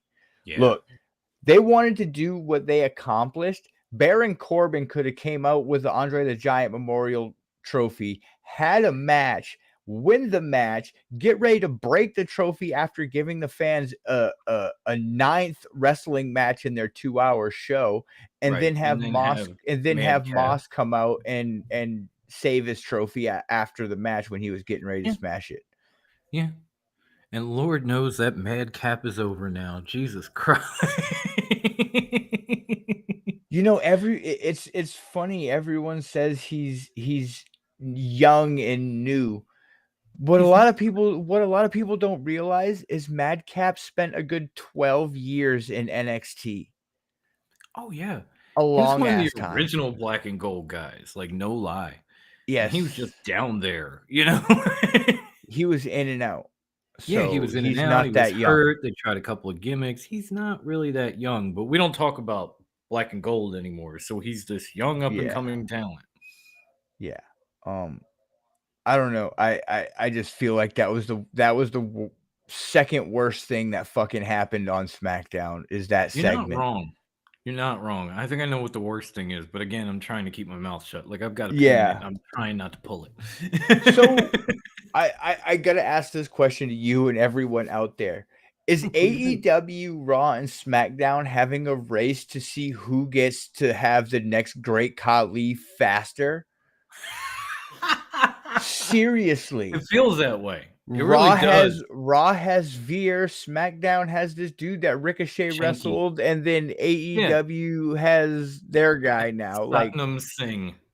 Like I'm like, what is like, oh, you think you got a big Indian? We got a bigger Indian. Yeah, well, we got a bigger Indian. My Indian's bigger than both your Indians. Like, well, my Indian's got long hair, you know, like mine's got a top knot, you know. Like, look, I didn't even remember the dude's name. I even wrote in my notes Ricochet versus Indian dude because I couldn't remember his name. Shinky. Because he and Veer were a tag team in NXT and managed by Malcolm Bivens. And then they split them up when they brought him to the main roster. And Shanky went and started rolling with Jinder, and Veer took 5 months to debut on Raw. I don't think Shinky's gonna make it long. I don't know, in the ring. I don't know.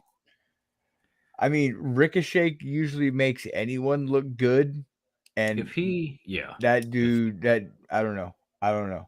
I'm just glad Ricochet's getting the push that he's getting, and he's absolutely. finally getting his just due on the main roster, and I'm very, very happy for that.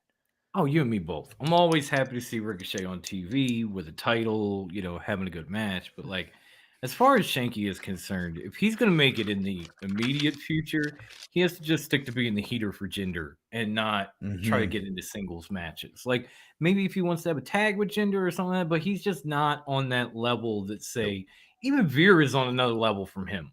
I don't know about this Satnam Singh guy from AEW. All I've seen is him in the suit do a couple of moves. So Yeah. the jury's out. But as far as what I saw from Shanky, it's like you better stick to being a heater for a while because you ain't ready. Uh-huh. You definitely ain't ready, son. I'm sorry. Yeah. I mean, I get the Definitely angle. It's like Jinder wants to get back in the title picture, so he sends his big man to soften Ricochet, and then maybe he'll try to get a match or whatever. But yeah, that wasn't very good, at least on no. Shanky's side. Like we know Ricochet can go, but No. Shanky, whew, Yeah. that was tough to watch at times. Yeah. So we're now gonna move on to a segment that started out fucking this was like the money segment of the entire SmackDown until it got Oh, ruined at the end. I know where you're going with this now. Dude, Okay, RK Bro and the Usos, right? up until the point that Roman showed up, it was the perfect fucking segment. It wasn't too short, it wasn't too long. They each said what they needed to say. The table got flipped. They started fighting. You're like, "Oh my god, this is I'm fucking like, amazing." yes, It do was it. the perfect segment. And then Roman came out. Yep. That was what I had to pin in. Just all that shit. Just Oh, time to pull it. okay. Okay. Roman's coming out. His cousins are getting beat up. Okay. Okay. I understand the tribal chief's coming to defend his family, which Yeah, of course, the bloodline is sticks together. That makes total sense. yeah. But then Drew McIntyre shows up out of fucking nowhere. Right? Who was Drew cool with? Like he and Randy fought over the WWE title all those times. I don't think I've ever seen him in the ring with Riddle, even in NXT. So what the fuck was he doing out there other than to get at Roman? So and then after all is said and done, Yeah. If that ain't bad enough.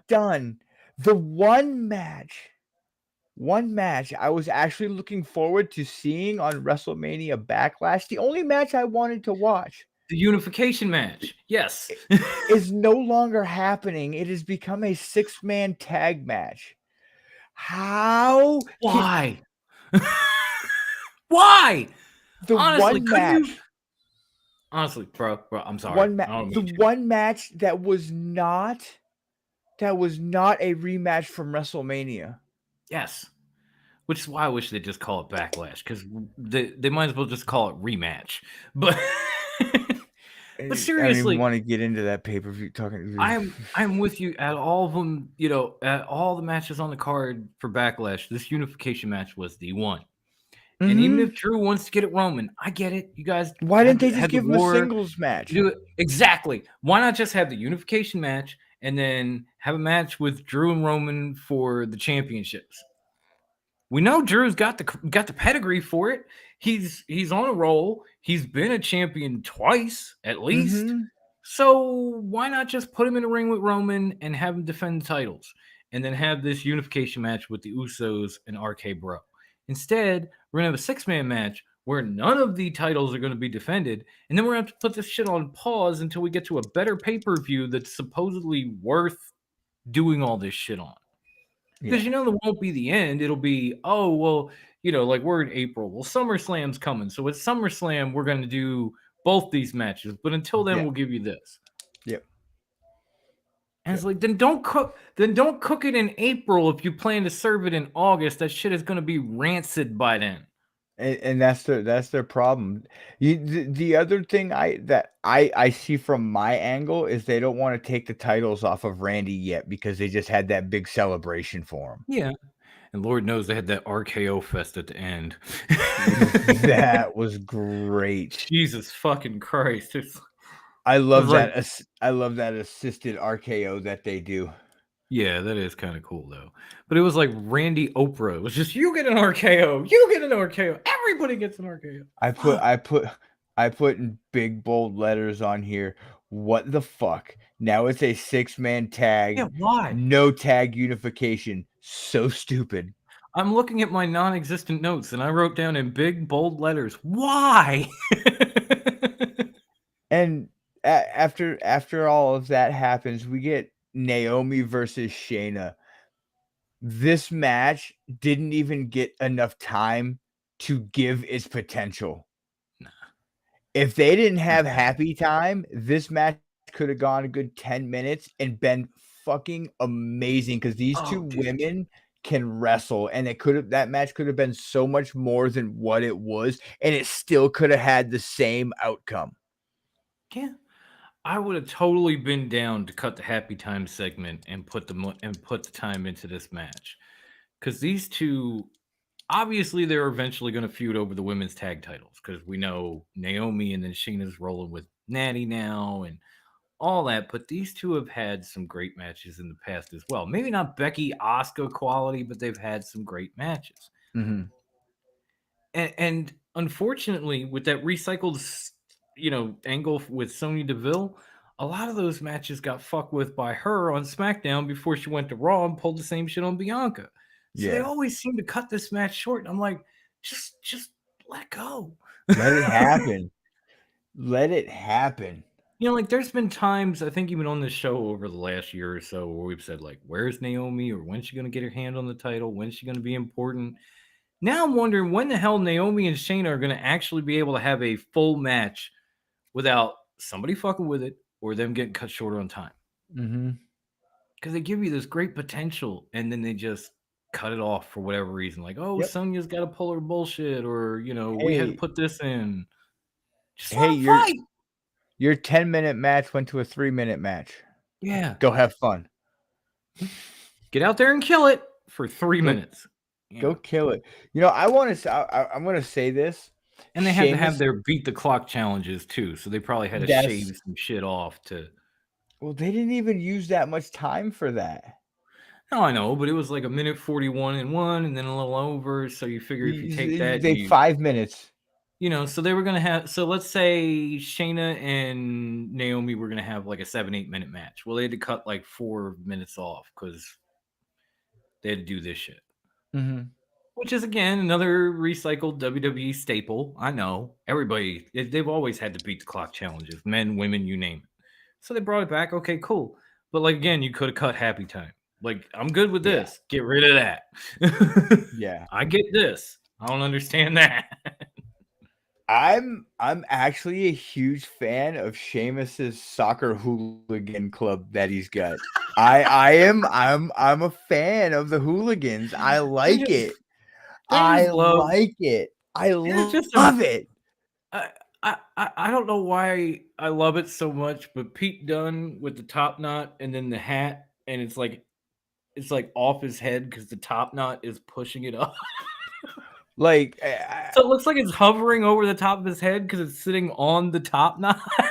I was upset. Butch, I'm sorry, not Pete Dunne. Butch. I was upset that they changed Pete Dunne's name to Butch, but now that I've seen like the hooligan club like on television, I'm like, oh, it's compelling. I'll okay. give him that.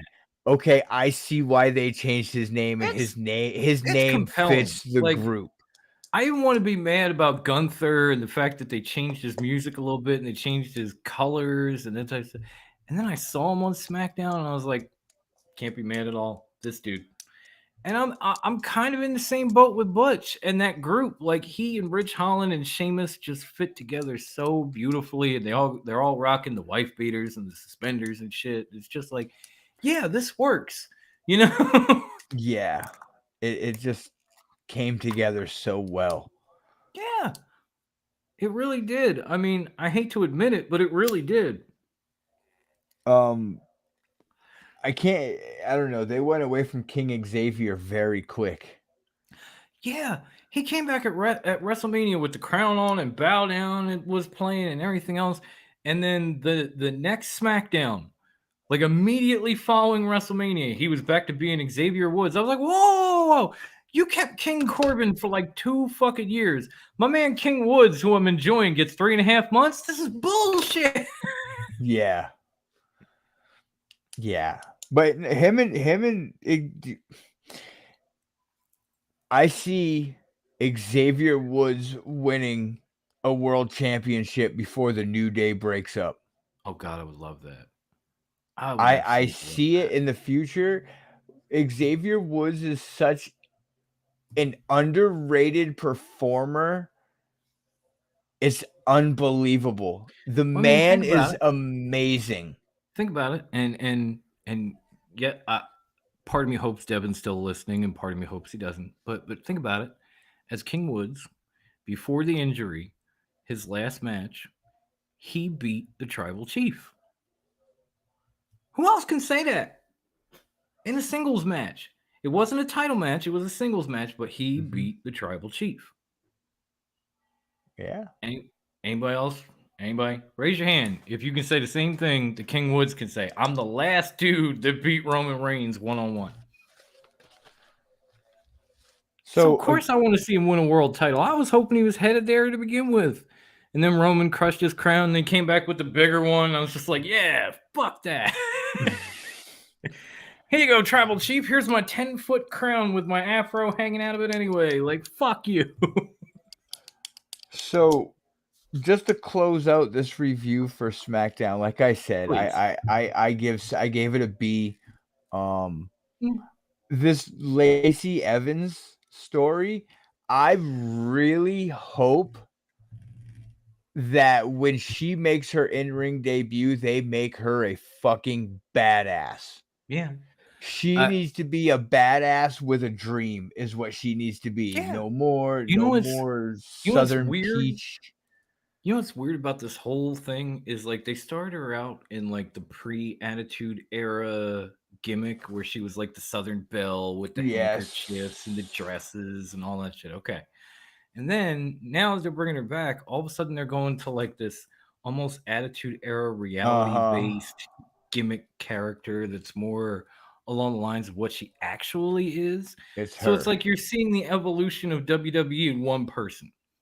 Yep. Like this is what we used to be. This is what we became. You know. And I'm Yeah. loving it. I'm really loving because like yeah, I was enjoying what Lacey Evans did in NXT when she debuted, but then after that it kind of went off the rails, and I always thought to myself, why don't they just like actually use her background like they do with Bobby Lashley? Like he was, he was in Colorado Springs and wrestled, with the military and did all this shit. Yeah. They used that over and over again. Why don't they do that shit with Lacey Evans? And they And are now they now, are. and it's pretty good shit. I hope she gets the push that she deserves. I always thought she was great in the ring. I just don't. I just didn't think that whole Southern Belle was Yeah. gonna get And over. and And oh I mean, god, I it definitely did, didn't but like. it did, but it didn't. It No was, offense to the but it man. wasn't. No offense to the man because he's a legend, but I definitely didn't like that whole sugar mama thing with Ric No, Flair before she left no. with the baby, and then people were trying to say I don't know if they said it on TV, but then you get people on social media saying that it was Ric Flair's baby, and I'm like, Yeah, like that was so far beneath Lacey Evans. Even the sugar mama part, that was just fucking weird. So to get her back and to get her like this, I'm like, okay, I'm here for this. Thank God. yeah. And then they close out the show with the beat the clock challenge, and I get it. It's the classic one up you in a story, and they're going into an I Quit match. It fits the story, and the story's been told before. I just can't believe they didn't use enhancement talent. I can't believe that they used Aaliyah and Shotzi. And Shotzi, yeah. And Why? Shotzi tapped so quick. Yeah, like I don't know if like why wouldn't you just use enhancement talent? Why would you Yeah, use two of your superstars that are on your like active roster okay, that fans like? I kind of get Aaliyah because she's still relatively new and she's had a little build here and there. So But like one loss, no big Shotzi's a deal. fan But favorite. Shotzi, I mean, this woman was a huge name before she ever came to NXT, let alone SmackDown.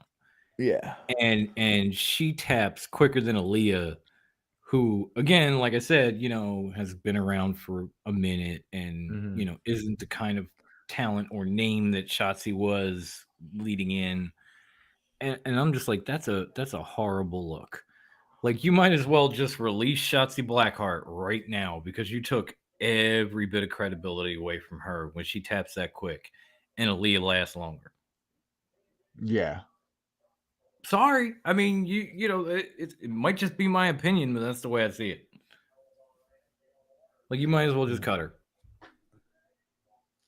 Yeah. Let her go back somewhere else and earn that shit back. Because what do you do with Shotzi Blackheart now? Or Shotzi? I know they did that with her too, and it's working out so well, isn't it, Mike? Well, with all of that being said, and an amazing show and a Swerve curveball, because this is I gotta take a Swerve's moment and I gotta house. actually thank. Yes, it will always be Swerve's house as well as the Yes. House of Blackpool Combat Club. But that's beside the Yes. point. I gotta take a moment and thank Brucey for coming up with this idea because when he told me about it, I was blown away. And then I wasn't sure how this was gonna go. I was afraid he was just gonna like on YouTube drop his pants and take a WWE logo and shit on it. I have not had this much fun talking about Raw and SmackDown since I don't know when.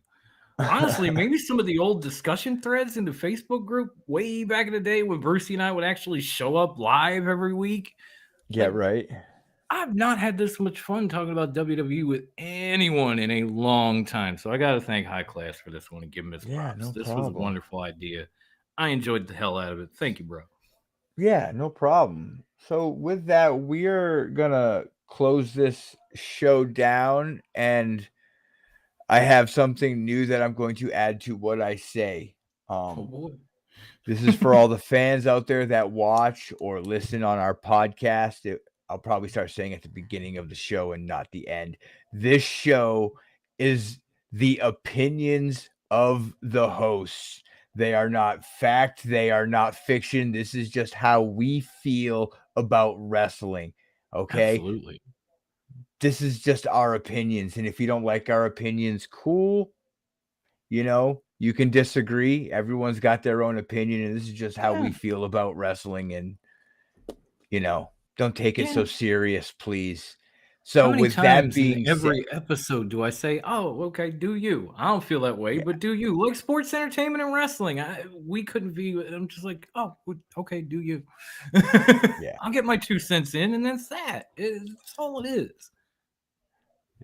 yes. So with that being said, there are 2 places on Facebook or the book face that you can find us. 2 places, one name. That name, Top Rope Wrestling Talk. You can find our group. That's where we go on. We have our forums, our threads. We share indie matches. We share YouTubes on wrestling. We got Everything. admins doing Other throwbacks. podcasts. We got Throwback Sundays, Cinema Sundays. Yeah, mental health Mental Mondays. Health Mondays. Yeah. Live So discussion threads during Dynamite and sometimes Rampage, and depending on when we're around, sometimes WWE programming. But a lot of us aren't watching live, so there's that.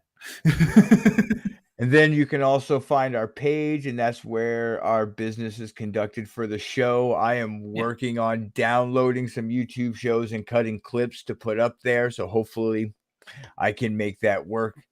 I didn't even know he was We'll doing that. Damn you, we'll Brucey, we'll you're the see man. we'll see what happens. It makes it so much easier if I can just do it and not be like, hey Dom, can you cut Can this you clip for can you me? go to this point and can cut you this do out and put can it up you on the do all page? the work for me so I can Can you do post all it the on work and I'll just show Facebook? up? Yeah.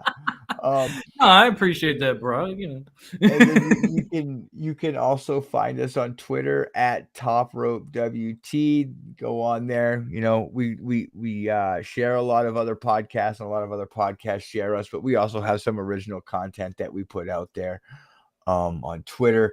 Then you can also find us on the PWI award winning Instagram handle. Yes. I forgot it at the beginning of the show. My bad, man. Go ahead. The world's worst handle. That's okay. It's, are you ready, ladies and gentlemen? At top _rope _wrestling _talk. Yes, that is a real thing, and it is on Twitter, and And that's it's where the you can worst. find, The not worst. Twitter, but The worst. Instagram, and Yeah, that's where you can Instagram. find Yeah. us. The Dom, worst. tell everyone where they can listen to us and buy our All that merch. shit. Yeah. So you can pretty much find us wherever podcasts are distributed.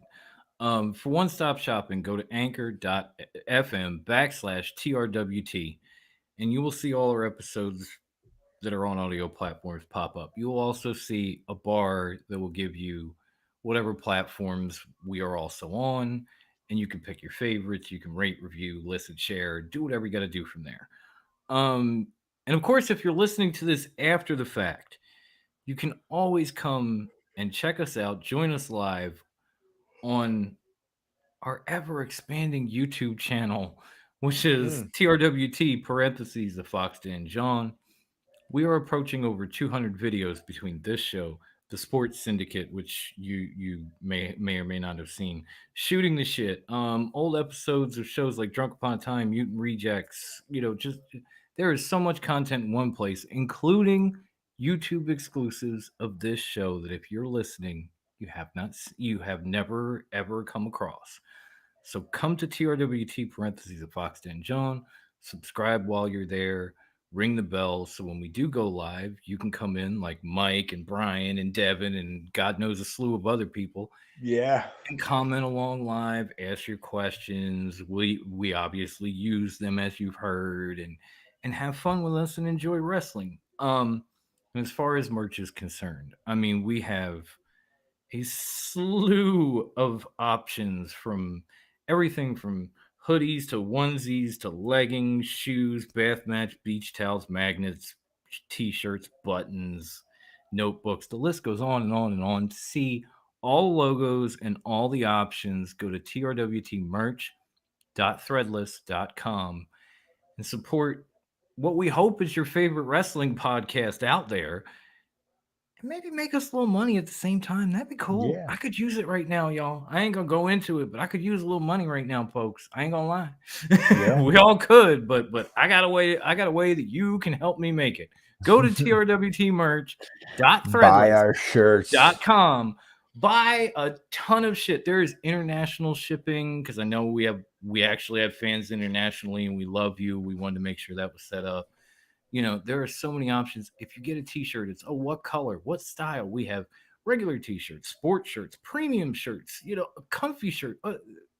There's just so many options that you can't even think of. So please, again, trwtmerch.threadless.com. Make us some money today. Right? Well, Oh yeah, no Wendy. I guess I should say it. with that being said, Stay fresh, cheese bags. deuces, bitches. And just stay safe out there, Wastelanders. Enjoy wrestling, and we'll catch you next week.